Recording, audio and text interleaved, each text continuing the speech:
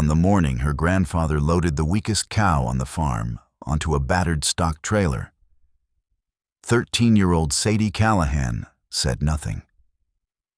She didn't argue. She didn't cry.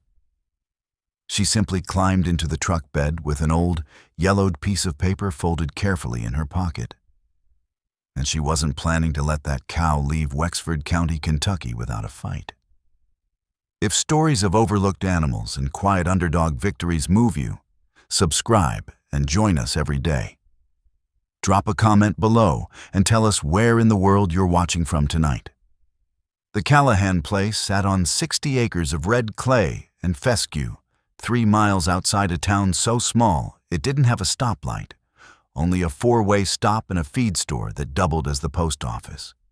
Sadie had lived there her whole life, first with her parents, then, after they passed in a car accident on Route 9 when she was 7, with her grandfather, Walter Callahan, alone.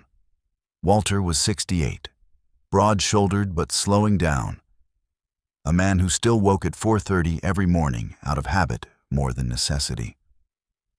Her grandmother, Eleanor, had died 2 winters back, and the house still smelled faintly of the beeswax candles she used to make.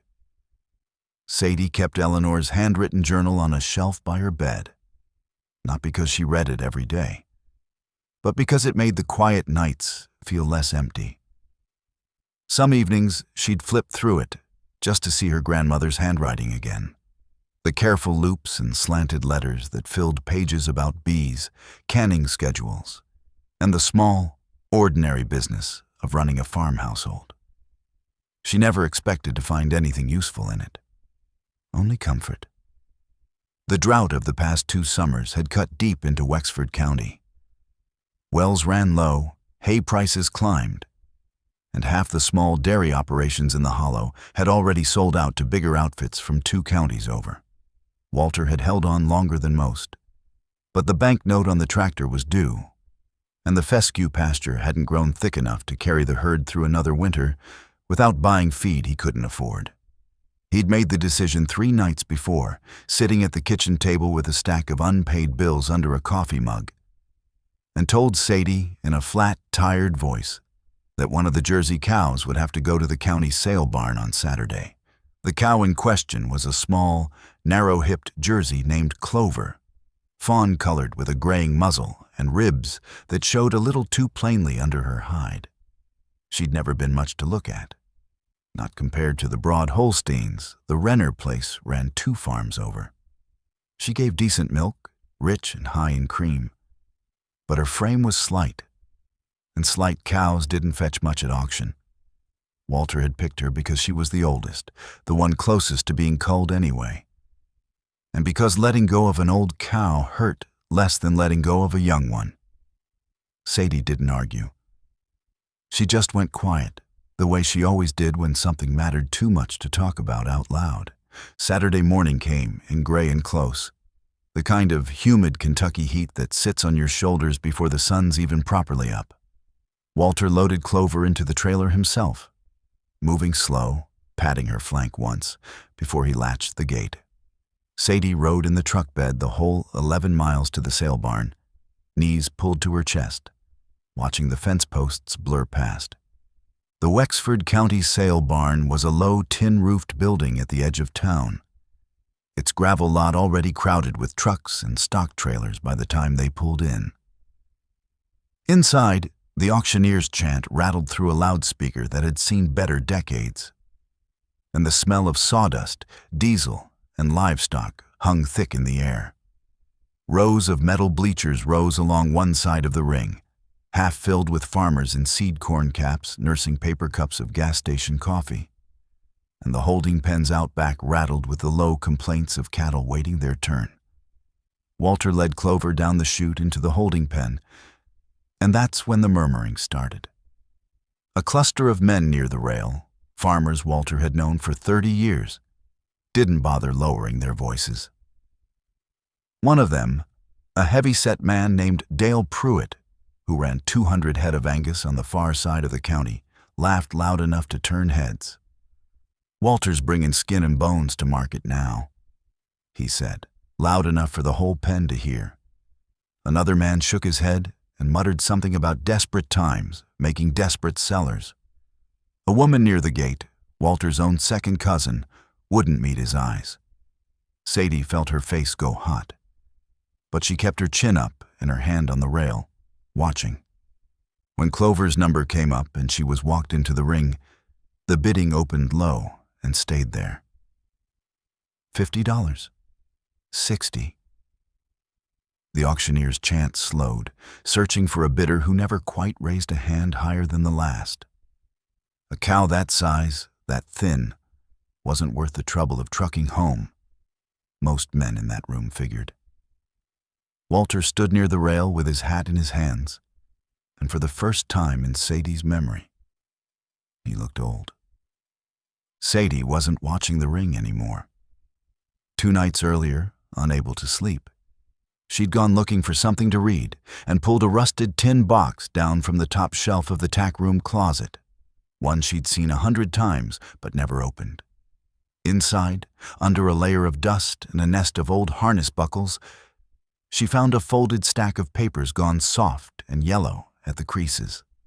Most of it was ordinary. Old vaccination records, a faded photograph of her grandmother as a young woman standing beside a cow that looked strikingly like Clover. But near the bottom, she found a single sheet, a county dairy registry card dated more than 40 years back, listing a cow named Buttercup, registered to Eleanor's father, with a column of numbers Sadie didn't fully understand at first. Pounds of milk per lactation, butterfat percentage, and a small handwritten note in the margin in Eleanor's own careful script. Buttercup, it read, was the highest butterfat producer recorded in the county registry that decade, a fact Eleanor had underlined twice. Sadie had shown the card to Walter that same night, her finger tracing the faded ink. Walter went quiet a long moment, turning the card over in his rough hands. He remembered Buttercup, he said slowly, an old cow his father-in-law had kept, famous around the county fair for the cream that rose thick on her milk. And then he did the arithmetic out loud, half to himself. Buttercup had been Eleanor's family cow. Eleanor's family cow's bloodline had gone into the small dairy herd Eleanor brought with her when she married into the Callahan place. Clover's dam had come from that same small herd, one of the last 2 cows Eleanor's father had kept before he passed the farm down. It wasn't proof of anything certain, not on its own, but it was enough of a thread that Walter had let Sadie keep the registry card folded in her coat pocket that morning. More out of sentiment than strategy, never expecting she'd do anything with it beyond keep it safe. Now, standing at the rail with the bidding stalled at $65 and the auctioneer ready to knock the price down and move to the next lot, Sadie ducked under the rail before her grandfather could stop her. She walked straight up to the auctioneer's stand, registry card held out in both hands, and asked, in a voice steadier than she felt, if she could show something to the room. The auctioneer, a wiry man named Curtis Boone, who'd run that stand for 20 years, looked down at a 13-year-old girl holding a scrap of yellowed paper, and more out of surprise than expectation, waved her up onto the platform step. Sadie held the card up so the crowd could see it and read the name out loud. Buttercup. Registered with the county dairy office decades earlier, highest recorded butterfat producer in Wexford County that entire decade. She explained, plainly and without dressing it up, that Buttercup's line had come down through her grandmother's family herd, and that the cow, standing in the ring below, thin as she looked, carried that same bloodline in her udder even if it didn't show in her ribs. A murmur went through the crowd, different this time, uncertain rather than mocking. Curtis Boone, who'd been buying and selling cattle long enough to know that butterfat genetics mattered more than a cow's frame ever would, took the card from Sadie's hands and studied it himself. He recognized the old county registry format immediately, the same kind his own father had kept records in. He called out to the crowd that the girl's paper looked legitimate, that Buttercup's name rang a bell from years back, when the county fair still gave out cream testing ribbons, and that, if this bloodline held true, the cow in the ring was worth a good deal more than her ribs let on. Dale Pruitt, who'd laughed loudest 20 minutes before, raised his hand at $90, almost reflexively, before he'd fully thought it through. Another bidder, a younger man from a dairy operation 2 counties north who bought specifically for high butterfat lines to sell to a specialty creamery, raised it again. The bidding climbed steadily now, past 150, past 200. The room quieter and more attentive with each raised hand. Walter stood frozen at the rail, hat still in his hands, watching numbers climb that he hadn't dared imagine an hour before. The final bid landed at $340, more than 5 times what the room had been willing to offer before Sadie ever walked up to that platform. It wasn't a fortune, but it was enough to cover the overdue note and leave something besides. And more than that, it had turned every face in that sale barn that had been smirking an hour earlier into something closer to respect. Dale Pruitt himself came over afterward, worked his hat off his head, and told Walter straight out that he'd spoken out of turn earlier, that a cow like that deserved better than what he'd said. Walter shook his hand and said nothing much back. But Sadie saw something ease in her grandfather's shoulders that hadn't been there all morning. Even Walter's second cousin, the woman who'd avoided his eyes at the start of the morning, stopped by the truck before they left and told Sadie, plain and a little embarrassed, that she hoped the girl would hang on to that old tin box for good. They didn't sell Clover that day, in the end.